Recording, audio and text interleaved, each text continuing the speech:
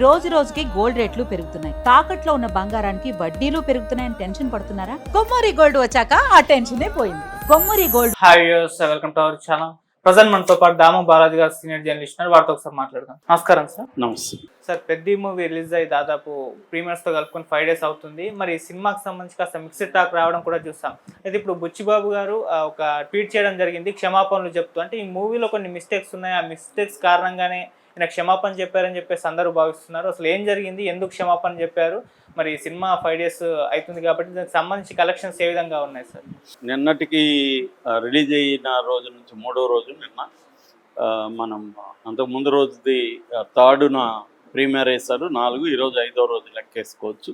అంటే డే 0 అంటారు యాక్చువల్గా ప్రీమియర్ని, డే 1 కాదు. ఆ రకంగా ఇది 4వ రోజు. సో ఈ 3 రోజుల కలెక్షన్లు ఏంటి, అంతకుముందు డే 0లో కలెక్షన్ ఏంటి?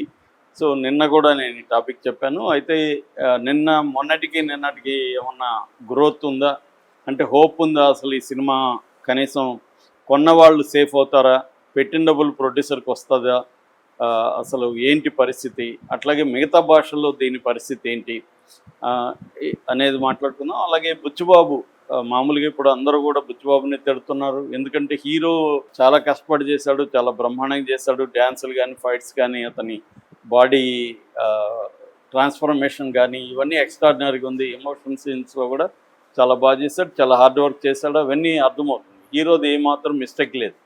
మేజర్ మిస్టేక్ అంతా కూడా డైరెక్టర్ స్క్రీన్ ప్లే సరిగా రాసుకోలేకపోవడం, దేనికి ఎక్కడ ఎంత ఇంపార్టెన్స్ ఇవ్వాలో అది తెలియకపోవడం, అట్లాగే హీరోయిన్ని పరమ నీచంగా పాత సినిమాల స్టైల్లో చూపించడం, ఇవన్నీ అతని మీద తీవ్ర విమర్శలు వచ్చాయి. ఇక ఫ్యాన్స్ అయితే బండబూతులు తిడుతూ ఆ బుచ్చిబాబు గారు నాకు దొరకాలి అన్నట్టుగా మాట్లాడుతున్నారు. ఆ వీడియోలు కూడా వైరల్ అయినాయి. సో ఎందుకంటే ఫ్యాన్స్కి తమ హీరోని ఎలా చూపించడం, చివరిలో ఎలా చూపించారో అలా చూపించడం వాళ్ళకి నచ్చదు. అప్పుడు కూడా గతంలో కూడా బాబీ సినిమాకి మహేష్ బాబుని చంపేస్తే అతను డైరెక్టర్ నుంచి కొట్టడానికి జీపులు వేసుకొచ్చారు కర్నూలు ఈ ఏరియాల నుంచి. అతను పరారైపోయాడు. ఎప్పుడు కూడా మన కమర్షియల్ సినిమాలో హీరోల్ని చివరిలో అవిటి వాళ్ళగానో కుంటి వాళ్ళగానో మార్చేసి లేకపోతే వాళ్ళని చంపేస్తే అది కన్విన్సింగ్గా ఉంటే ఓకే, కానీ కన్విన్సింగ్గా లేకుండా కావాలని డైరెక్టర్ చేశాడరా అన్న ఇది కానీ జరిగితే మాత్రం మన ఫ్యాన్స్ క్షమించరు. తమిళోళ్ళు కూడా చేస్తారు, కానీ మ్యాక్సిమం కన్విన్సింగ్గా చేస్తారు వాళ్ళు. ఇది కన్విన్సింగ్గా లేదు, ముందే డిసైడ్ అయిపోయి దానికి తగిన స్క్రీన్ ప్లే వేసుకున్నట్టే ఉంది. ఇది ఎవరికైనా అర్థమవుతుంది. ఎందుకంటే తొక్కలో వలూరులో ఒక రైల్వే స్టేషన్ కావాలి, దానికి వేరే మార్గాలు ఏమన్నా ట్రై చేసి ఫెయిల్ అయ్యాడా? ఇతను ఏమీ లేదు. అతను వాళ్ళు ఊరు గ్రామస్తులంతా ఆర్గనైజ్ చేసుకుని పోయి ధర్నాలు ఏమైనా చేశాడా? ఎంఆర్ఓ ఆఫీస్ ముందు లేకపోతే రైల్వే దీని ముందు పోయి అర్జీలు ఇచ్చాడా? ఈ అబ్బాయి ఏమి చేయలేదు. పోనీ జగపతి బాబు క్యారెక్టర్ ఏమన్నా అవన్నీ చేశాడా? అతను పిచ్చోళ్ళగా జెండా పట్టుకొని తిరుగుతున్నాడు. ఇవి ఏమీ చేయకుండా వీళ్ళు పోనీ వీళ్ళ గురువు ఉన్నాడు కదా గౌరనాయుడు, అతనికి ఏమైనా చెప్పాడా? అతనికి మంచి పరపతి ఉంది, అతను ఏమన్నా ట్రై చేశాడా? ఇవేమి చేసి ఫెయిల్ అయితే అప్పుడు ఈ నిర్ణయం తీసుకుంటే ఓకే. ఇవేమి లేకుండా అతను బుచ్చిబాబు చెప్పినట్టుగా వెళ్ళినట్టుగా ఉంది, కానీ హీరో కథలో భాగంగా జరిగినట్టుగా అసలు లేదు. సో అందువల్ల కన్ఫ్యూజ్ ఉంది, క్లియర్గా ఎవరు కన్విన్స్ కాలేదు. ఆ క్యారెక్టర్కి అటువంటి ఒక ముగింపు అవ్వడాన్ని ఎవరు కూడా హర్షించలేకపోయారు. సో దాంతో ఇప్పుడు బుచ్చిబాబు ఇరుకుని పడ్డాడు. సో ఇతనికి ఏదో పిచ్చింది, ఒక అవయవం తీసేస్తే కానీ ఇతనికి ఆనందంగా ఉండదు. దాంట్లో ఫస్ట్ సినిమాలోనే అసలైన అవయాన్ని తీసేశాడు, అక్కడి నుంచి ఇంకా మొదలు పెట్టాడు రాడు అన్నట్టుగా జనాలకి అయిపోయింది.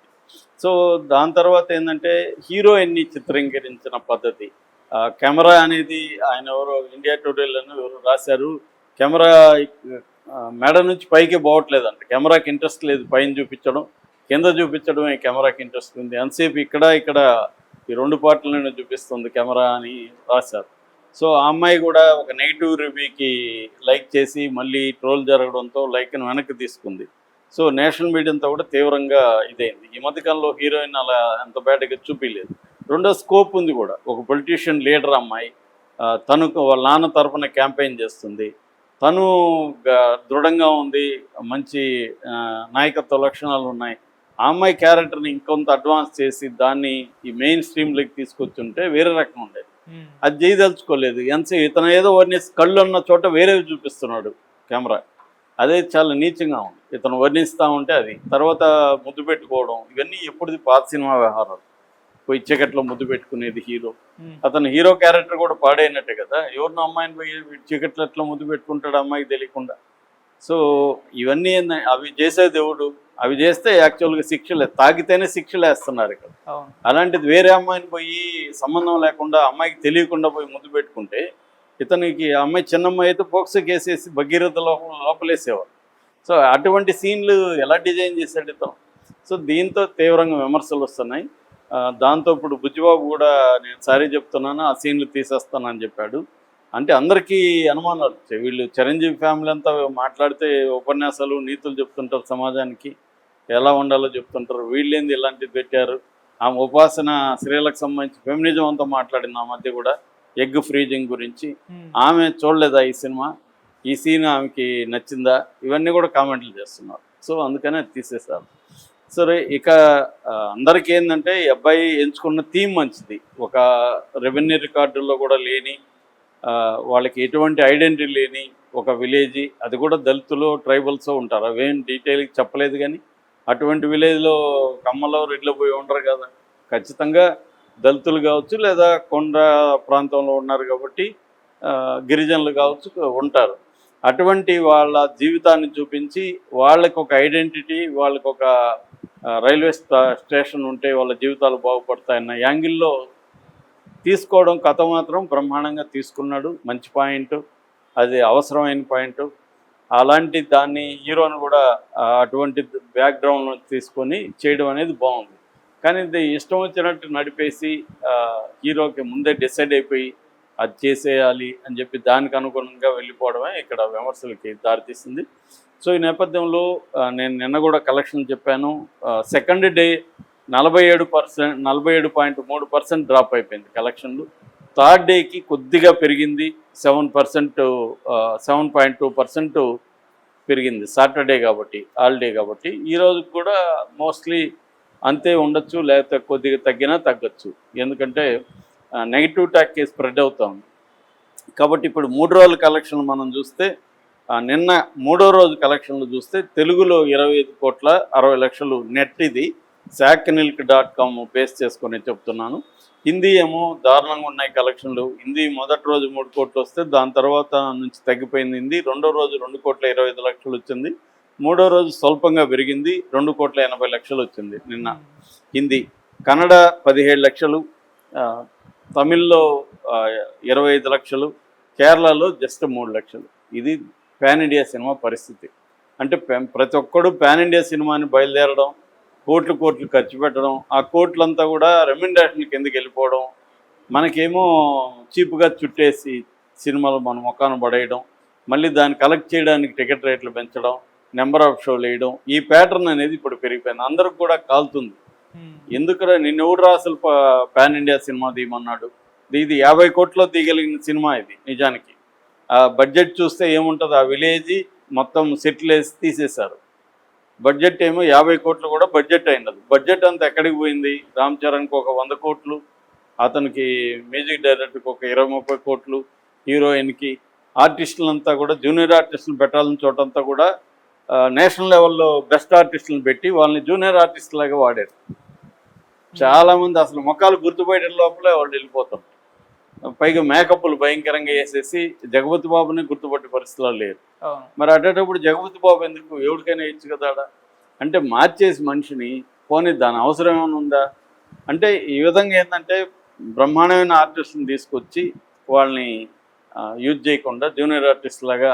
కొంతమంది డైలాగులు కూడా ఉండవు, కొంతమంది డైలాగ్ ఏం చెప్తున్నాడో తెలీదు, ఆ ముఖం చూసి గుర్తుపట్టే లోపల పలానోడు అనే లోపల వెళ్ళిపోతుంది షార్ట్, మళ్ళీ కనపడటం, ఇలాగా వాడారనమాట. సో అందువల్ల బడ్జెట్ అంతా దీనికి పెట్టేశారు. పాన్ ఇండియా అని చెప్పి చేస్తున్నది తప్ప పాన్ ఇండియా సినిమాలు ఏమి కాదు ఇవి. సో ఆ రకంగా ఇప్పుడు అందుకని పాన్ ఇండియాలో ఇది కానీ, ఆ మధ్య రిలీజ్ అయిన ప్రభాస్ సినిమా కానీ, ఇవేవి పాన్ ఇండియా లేకుండా డబ్బులు పోయినాయి. ఇక్కడ ప్రొడ్యూసర్స్ అయిపోయి, ఎందుకంటే హైప్ క్రియేట్ చేస్తారు. ఇప్పుడు రామ్ చరణ్ ఏమన్నాడు, నా జీవితంలోనే నా కెరీర్లోనే బెస్ట్ ఫిల్మ్ అన్నాడు. మరి బెస్ట్ ఫిల్మా ఇది అతని కెరీర్లో? కాదు కదా, మరి రామ్ చరణ్కి ఆ మాత్రం లేదా, లేకపోతే కావాలని మోసం చేయడానికి ఆడియన్స్కి చెప్పాడా అన్నది ఇప్పుడు అందరికీ అనుమానం. ఎందుకంటే అప్పుడే అన్నారు ఇంత ఎక్కువ మాట్లాడుతున్నాడు రామ్ చరణ్ అంటే డౌట్ చేయాలి ఈ సినిమాని. ఎందుకంటే అతిగా ఈ సినిమా గురించి మాట్లాడడం అనేది ఈ మధ్యకాలంలో మనం చూస్తున్నాం. చాలా తీవ్రంగా స్టేట్మెంట్ ఇచ్చేయడం, అంటే అట్రాక్ట్ చేయడానికి, లేకపోతే సినిమాకి రాడని చెప్పి నేను వదులుకుంటా, ఇండస్ట్రీ నుంచి వెళ్ళిపోతాను ఒకడు అంటాడు, నన్ను చెప్తా కొట్టాను ఇంకొకడు అంటాడు, ఇలాగంతా చెప్పి వీళ్ళు అంటే ఇంత చెప్తున్నారంటే సినిమా బాగుందేమో అన్నట్టుగా. కానీ జనాలకి ఏమైపోయిందంటే నువ్వు ఎక్కువ చెప్తుంటే సినిమా డౌట్ చేయాల్సి వస్తుంది అన్నట్టుగా అయిపోయింది అనమాట. అందువల్ల ఇప్పుడు కలెక్షన్లు పడిపోయినాయి. ఇప్పటికీ 3 రోజులకి గ్రాస్ వచ్చి 191 crores, 190 కోట్లు 3 రోజులు గ్రాస్. 3 రోజులు అంటే ఫస్ట్ డే ప్రీమియర్ కూడా కలుపుకుంటే 4 రోజుల గ్రాసు 191 కోట్లు. ఇది టార్గెట్ ఎంత? 500 కోట్లు.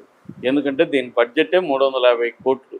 350 కోట్లు రావాలంటే సరే ఓటీటీ పక్కన పెడితే థియేట్రికల్ బిజినెస్ అయింది ఎంత? 220 కోట్లు. థియేట్రికల్ బిజినెస్ 220 కోట్లు అయిందంటే దానికి సంబంధించి మిగతా పబ్లిసిటీ అవన్నీ పెడితే 250 కోట్లు వీళ్ళకి నెట్ రావాలి. అంటే 500 కోట్ల గ్రాస్ రావాలి. 500 కోట్ల గ్రాస్ రావాలంటే ఈ 4 రోజులకి వీళ్ళకి వచ్చింది 191 కోట్లు. ఇంకా సరే 200 కూడా వేసుకున్నా మొత్తం ఇంకా 300 కోట్లు రావాలి. 300 కోట్లు వస్తుందా? ఈరోజు ఒకరోజే మహా అంటే ఈరోజు ఒక 30 కోట్లు వస్తుంది అనుకున్నాం. అప్పుడు ఎంత అవుతుంది? 220 కోట్లు అవుతుంది. 191 కాబట్టి 220 కోట్లు అవుతుంది. ఇంకెంత కావాలి? 280 కోట్లు కావాలి. మండే నుంచి పడిపోతుంది. మండే నుంచి 10 కోట్లు 5 కోట్లకి ఇలా డ్రాప్ అయిపోతూ వస్తుంది. సో కాబట్టి నాకు తెలిసి కొన్నోళ్ళు ఖచ్చితంగా లాస్లోకి వెళ్తారు. ప్రొడ్యూసర్ సేఫ్ అయి ఉండొచ్చు, ఎందుకంటే ఆయన అమ్మేసుకున్నాడు కాబట్టి. అట్లాగే ఇంకా ఆల్రెడీ నెట్ఫ్లిక్స్తో ఒప్పందం అయిపోయింది కాబట్టి ఆ డబ్బులు వస్తాయి. సో ప్రొడ్యూసర్ సేఫ్ అవ్వచ్చేమో, కానీ సినిమా కొన్నోళ్ళు మాత్రం ఖచ్చితంగా డబ్బులు పోయినట్టే. సినిమా కొన్నోళ్ళకి డబ్బులు పోయిందంటే సినిమా ఫ్లాప్ అయిందని అర్థం. సో దీనికి ప్రధాన కారణం ఏంటంటే డైరెక్టరు, స్క్రిప్ట్ రైటింగ్ డిపార్ట్మెంట్. ఎందుకంటే 5 మంది స్క్రీన్ ప్లే రైటర్ల పేర్లు వేశారు. 5 మంది అంటేనే అనుమానం వచ్చే పరిస్థితి. ఎందుకంటే too many cooks spoil the dish అని పాత సామెత ఉంది. సో అంటే 5 మందిని కాబట్టి 10 మందిని కూడా పెట్టుకోవచ్చు. హాలీవుడ్లో కూడా స్క్రిప్ట్ రైటర్స్, స్క్రిప్ట్ డాక్టర్స్ వీళ్ళందరూ ఉంటారు. కానీ దాన్ని ఆర్గనైజ్ చేసే టీమ్ లీడర్ కరెక్ట్గా ఉండాలి, హెడ్ కుక్ కరెక్ట్గా ఉండాలి. ఇక్కడ హెడ్ కుక్కి ఏమో తనకేవో ఐడియాస్ని పెట్టాలి అనేది తప్ప, నేను మొన్న కూడా చెప్పాను, story I'm loyal to story telling not truth అని నా ఫేవరెట్ స్క్రీన్ ప్లే రైటర్ ఉన్నారు ఆరన్ సోర్కిన్, ఆయన స్టేట్మెంట్ అది. అంటే సినిమాలో కథకి నువ్వు లాయల్గా ఉండాలి, వేరే నీకు నచ్చినవన్నీ దాంట్లో పెట్టకూడదు, కథకు అవసరమా లేదు అనేదే ఉండాలి. సో కథ మీద క్లారిటీ, కథకు అవసరమైనవే పెట్టడం అన్న ఇది లేకుండా తన అనుకున్నవి తను ఒక అంగం తీసేయాలని ముందే ఫిక్స్ అయిపోయి దానికి అనుకూలంగా స్క్రిప్ట్ని తీసుకెళ్ళడం, అది కన్విన్సింగ్గా లేకపోవడం, ఆ కన్ఫ్యూజన్ కనబడుతుంది మనకి. దాని తర్వాత ఊర వ్యవహారాలన్నీ ఉన్నాయి, ఎమోషన్స్ కూడా వర్కౌట్ అవ్వలే. అక్కడ జగపతి బాబు చనిపోయినప్పుడు కూడా మనకి ఎవరికేమీ ఫీలింగ్ రాలేదు. అక్కడ ఫీలింగ్ రాలేదంటేనే ఆ ఇష్యూతో మనం ఐడెంటిఫై చేయలేకపోయాడు డైరెక్టర్. అసలు ఆ విలేజ్లో వాళ్ళు అక్కడే ఎందుకు ఉండాలని అవసరం ఏముంది?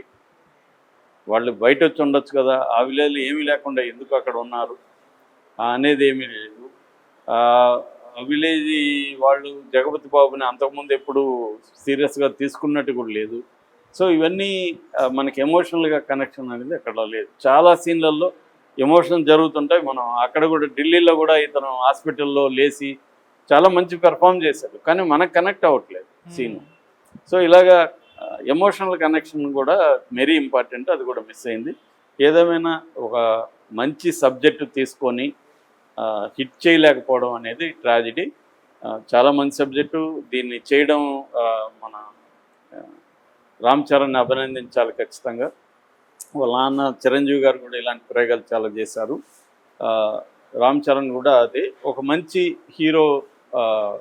నేషనల్ లెవెల్లో మనకి అల్లు అర్జున్ ఇలాంటి వాళ్ళ తర్వాత ఇండియాలో తెలుగు నుంచి మరొక నేషనల్ బెస్ట్ యాక్టర్ అవార్డు రాదగిన పర్ఫార్మెన్స్ అయితే దీంట్లో చేశాడు, అంతవరకు చెప్పచ్చు. ఏదేమైనా ఇది దురదృష్టకరం డ్రాప్ అయిపోవడం. కొన్నోళ్ళందరికీ కూడా సేఫ్గా ఉండాలని మనం కోరుకోవాలి.